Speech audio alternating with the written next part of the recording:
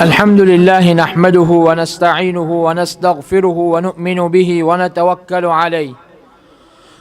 ونعوذ بالله من شرور أنفسنا ومن سيئات أعمالنا من يهده الله فلا مضل له ومن يضلله فلا هادي له ونشهد أن لا إله إلا الله وحده لا شريك له ونشهد أن سيدنا ومولانا محمدا عبده ورسوله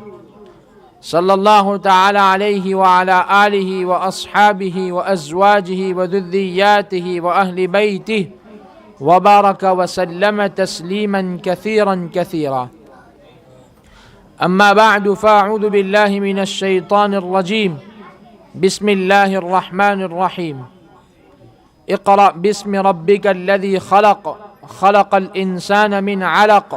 اقرأ وربک الاکرم الذي علم بالقلم علم الانسان ما لم يعلم صدق اللہ العظیم۔ علماء گرامی قدر، میرے دینی اور ایمانی بھائیوں، بہنوں، ماؤں، آج تعمیر ایجوکیشن اینڈ ویلفیئر ٹرسٹ کے اس عظیم الشان اجلاس میں شرکت کرنے کا موقع مل رہا ہے۔ عہد اول اور حضور اکرم صلی اللہ علیہ وسلم کی سیرت کا جب مطالعہ کریں گے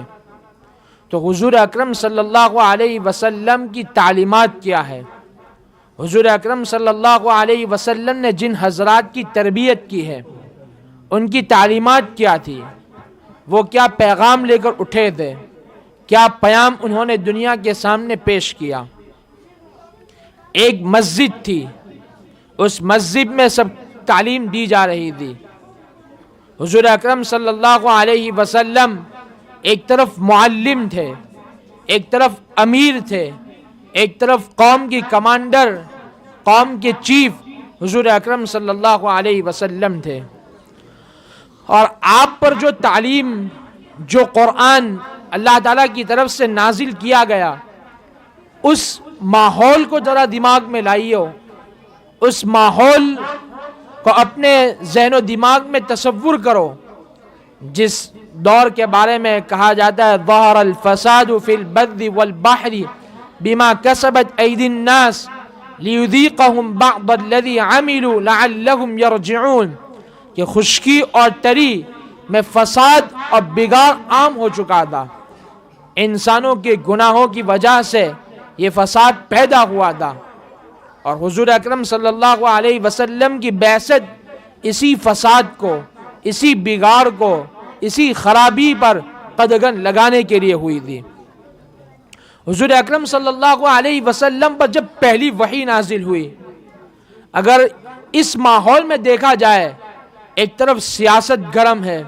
ایک طرف لوگوں کا رجحان تجارت کی طرف ہے، ایک طرف لوگوں کا رجحان دنیا کی طرف ہے، ایک طرف لوگوں کا رجحان دنیاوی تعلیمات کی طرف ہے۔ اگر ہم سوچیں یا اس وقت کے بڑے بڑے مفکرین، دانشور اور بڑے بڑے حضرات سوچتے تو مکہ مکرمہ کا جو ماحول تھا، حجاز مقدس کا جو ماحول تھا، اس ماحول کے بارے میں کوئی آیت نازل ہوتی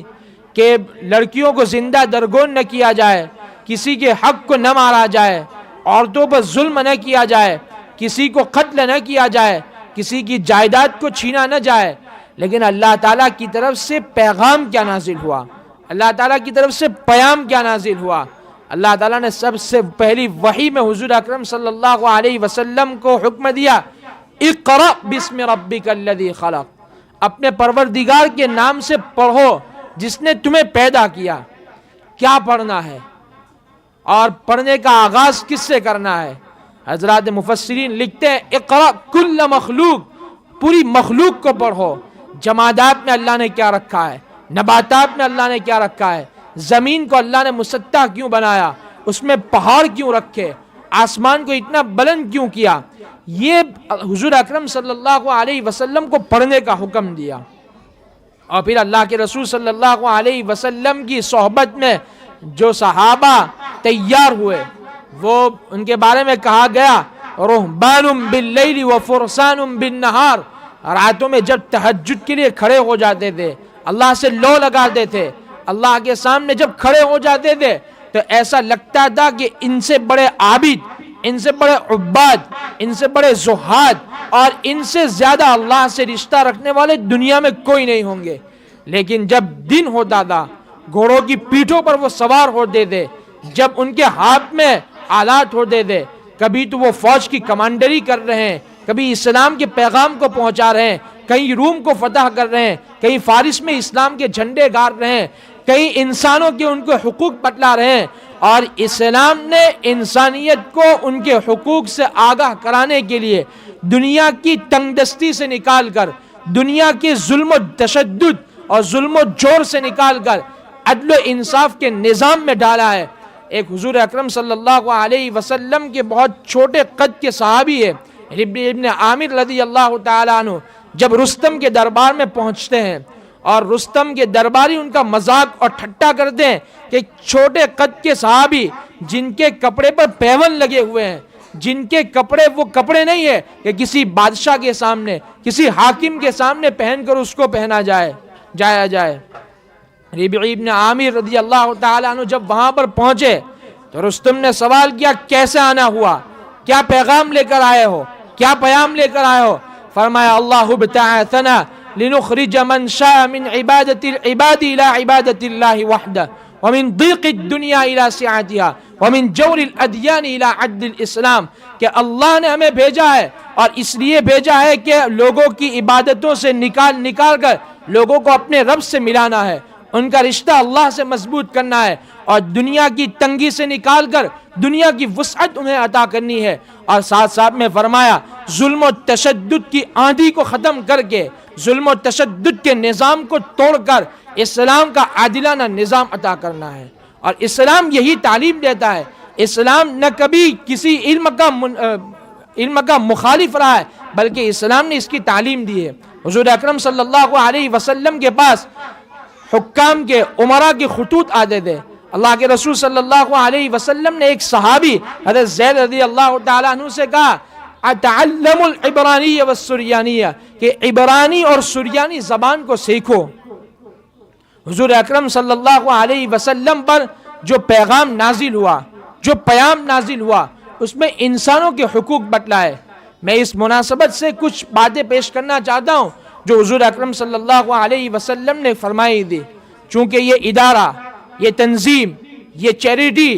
انسانیت اور مانوتا اور مینکائنڈ کا کام کر رہی ہے۔ ان کا موضوع ایک طرف مدارس ہے، ایک طرف ان کا موضوع تعلیم ہے، ایک طرف ان کا موضوع ایجوکیشن ہے، دوسری طرف ان کا موضوع انسانیت کی خدمت کرنا ہے۔ حضور اکرم صلی اللہ علیہ وسلم نے حدیث میں ارشاد فرمایا خیر الناس من ينفع الناس، لوگوں میں بہتر وہ ہے جو لوگوں کے لیے مفید ہو، لوگوں کے لیے کارآمد ہو، جو لوگوں کو نفع پہنچائے۔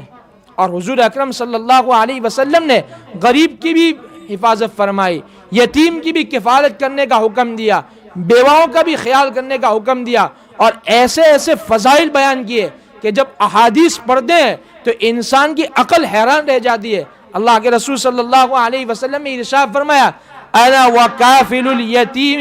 فی الجنۃ کہاتین، کہ میں اور یتیم کی کفالت کرنے والا، یتیم کے سر پر شفقت کا ہاتھ رکھنے والا، یتیم کی تعلیم کا انتظام کرنے والا، یتیم کی دنیا اور آخرت چمکانے والا، یتیم کی دنیا اور آخرت بنانے والا جنت میں اس طرح ہوں گے، میرا مقام نبی ہونے کی وجہ سے بلند ہوگا، اور ان کا مقام یتیم کی کفالت کرنے کی وجہ سے ان کے اور میرے اس میں اتنا فرق ہوگا۔ ایک اور حدیث میں اللہ کے رسول نے بیواؤں کا خیال رکھنے کی تعلیم دی، الساعی علی الارملۃ کالصائم لا یفطر وکالقائم لا یفطر، کہ بیواؤں کا خیال کرنے والا اور بیواؤں کے لیے کوشش کرنے والا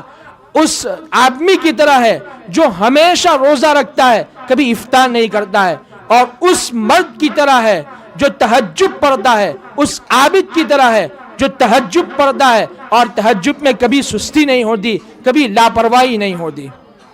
یہ اسلام اس کی تعلیم دیتا ہے، ہمیں اسلام کی تعلیمات کو دیکھنا ہے۔ اسلام کہتا ہے کہ تمہارے یہاں کوئی آئے تو وہ تنگ دست اور فقیر ایسے ہی چلا نہ جائے، اور اللہ کے رسول صلی اللہ علیہ وسلم نے ایک حدیث میں فرمایا کہ فقیر وہ نہیں ہے کہ اس کو ایک لقمہ اور دو لقمے دیے جائے، فقیر وہ ہے کہ جس نے اپنے آپ کو لوگوں کے سامنے مانگنے سے بچا رکھا، لیکن لوگوں نے جا جا کر اس کی کفالت کی، دیکھا، معائنہ کیا، تلاش کیا کہ ہمارے محلے میں، ہمارے علاقے میں، ہمارے خاندان میں، ہمارے رشتہ داروں میں، ہمارے پڑوس میں وہ کون لوگ ہیں جو محتاج ہے، جو تنگ دست ہے۔ میں چونکہ اس مجلس میں عورتیں بھی شریک ہیں، اس لیے عورتوں کے حوالے سے بھی کچھ بات کرنا چاہتا ہوں۔ حضور اکرم صلی اللہ علیہ وسلم نے عورتوں کی کیسی تربیت کی، عورتوں کو کیسی کیسی تعلیمات سے نوازا۔ حضور اکرم صلی اللہ علیہ وسلم اس دنیا سے چلے گئے، دین کا بہت بڑا سرمایہ ازواج مطہرات رضوان اللہ رضی اللہ عنہن اجمعین کے پاس تھا۔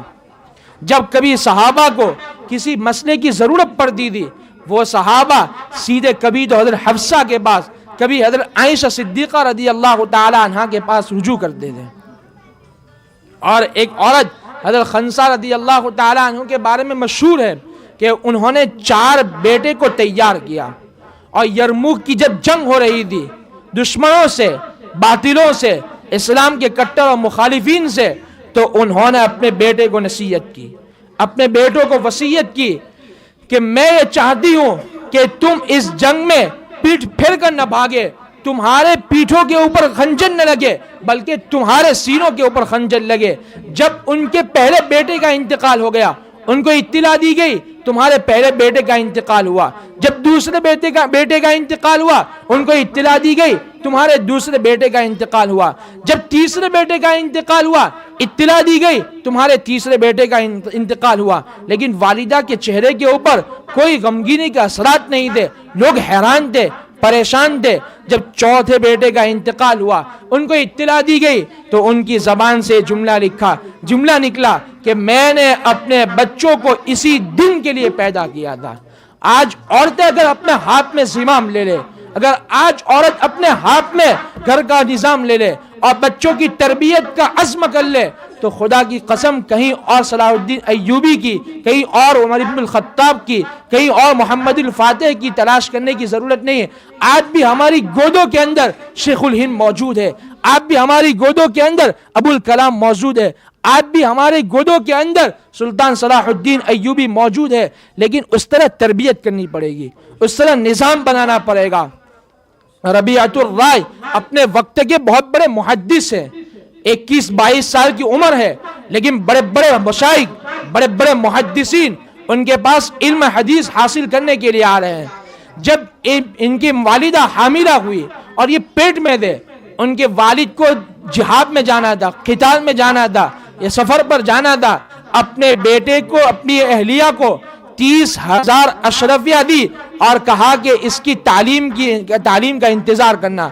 پیسے کی ضرورت پڑے گی ان کی تربیت میں، ان کو پالنے میں، ان کو بڑا کرنے میں، تم ان پیسوں کو استعمال کرنا۔ پھر کیا تھا، وہ تو چلے گئے، ربیعۃ الرائے پیدا ہوئے، ان کی والدہ نے ان کی زبردست تربیت، زبردست عالم بنایا، وقت کے محدثین ان سے رجوع کرنے لگے۔ 30 سال کا زمانہ گزر گیا، پھر ان کے والد ان کے گھر آئے، جب وہ گھر پر تشریف لائے تو دروازہ کھٹکھٹایا، ربیعۃ الرائے گھر سے باہر نکلے، دیکھا کہ ایک انسان دروازے پر ہے، نہ باپ نے بیٹے کو دیکھا ہے نہ بیٹے نے باپ کو دیکھا ہے۔ آج باپ کا سامنا بیٹے کے ساتھ اور بیٹے کا سامنا باپ کے ساتھ ہو رہا ہے۔ دروازہ کھٹکھٹایا، ان کے والد گھر میں داخل ہونے لگے، ربیعۃ الرائے نے فوراً منع کر دیا، تمہیں اجنبی کے گھر میں اجازت کے بغیر جانے کی ہمت کیسے ہوئی؟ وہ کہنے لگے یہ میرا گھر ہے، تمہیں میرے گھر میں گھسنے کی اجازت کس نے دی؟ ایک طرف بیٹے کا ٹکراؤ باپ سے ہو رہا ہے، باپ کا ٹکراؤ بیٹے سے ہو رہا ہے۔ ان کی والدہ نے پردہ ہٹایا اور پردہ ہٹانے کے بعد ان کے بیٹے سے اشارے میں کہہ دیا ہٹ جاؤ، یہ اندر آ گئے۔ ان کے والد، انہوں نے ان کی والدہ سے کہا کہ میں جب نکلا تھا سفر پر، میں نے 30,000 اشرفیہ تمہیں دی تھی، تم نے وہ کام کہاں صرف کیا؟ انہوں نے کہا میں جواب دوں گی، لیکن آپ پہلے آرام کر لیجئے، آپ آرام کرنے کے بعد وضو کیجئے، مسجد میں نماز پڑھنے کے لیے جائیے۔ آرام سے جب فارغ ہوئے، وضو کیا، وضو کرنے کے بعد جب مسجد میں پہنچے، نماز سے فارغ ہوئے، تو نماز سے فارغ ہونے سے پہلے جب نماز کھڑی ہونے کا وقت قریب آ گیا، ایک آدمی کھڑا ہوا، اس نے عبا پہنا، مصلی پر چڑھا، لوگوں کی امامت کرائی، پھر مصلی سے اترا، اس کے لیے ایک اسٹیج سجایا گیا، کرسی رکھی گئی اور ان کے نام کا اعلان ہوا، وہ اسٹیج پر جلوہ افروز ہوئے اور حدثنا فلاں اور حدیثیں لوگ ان کے سامنے پڑھنے لگے اور حدیثیں سیکھی جانے لگی۔ پھر کیا تھا، ان کے والد بھی اسی مجلس میں بیٹھے ہوئے تھے، ان کے والد نے اپنے پڑوسی آدمی جو بیٹھا ہوا تھا اس سے پوچھا یہ آدمی کون ہے؟ اب اس آدمی نے حوالہ دیا کہ ربیعۃ الرائے بن فلان ابن فلاں۔ وہ حیران رہ گئے کہ میرا نام لیا جا رہا ہے، یہ میرا بیٹا ہے۔ جب گھر پر آئے تو اپنی وہلیہ سے پوچھنے لگے اور کہنے لگے میں تمہارے پاس 30,000 اشرفیہ کا حساب نہیں لینے والا ہوں، اس لیے کہ تم نے ایک ایسا عظیم بیٹا تیار کیا ہے، تم نے ایک ایسا محدث تیار کیا ہے جس سے پوری دنیا مستفید ہو رہی ہے۔ آپ بھی، ہماری عورتیں اگر عزم کر لے، عورتیں ارادہ کر لے، بچوں کے عقائد محفوظ رہیں گے، بچوں کی ایمانی تربیت ہوگی، بچے وقت کے محدث بنیں گے، وقت کے مفسر بنیں گے، وقت کے سائنسداں بنیں گے، وقت کے اطباء بنیں گے، وقت کے مہندس بنیں گے، وقت کے انجینئر بنیں گے، وقت کے اچھے مقابل اور ٹھیکیدار بنیں گے۔ لیکن یہ ارادہ ہم سب کو کرنا ہوگا اور اس کی ابتدا عورتیں اپنے گھر سے کرے گی، عورتیں اپنے بچوں کی تربیت کرے گی اور پھر آگے کا مرحلہ باپ کے ہاتھ میں ہوگا۔ اللہ تعالیٰ اس تنظیم کو، اس ادارے کو، ان کے کام کو، ان کے اہداف کو، ان کے مقاصد کو پورا فرمائے، ان کے کام کو قبولیت عطا فرمائے اور اخلاص و للہیت نصیب فرمائے۔ وآخر دعوانا ان الحمد للہ رب العالمین۔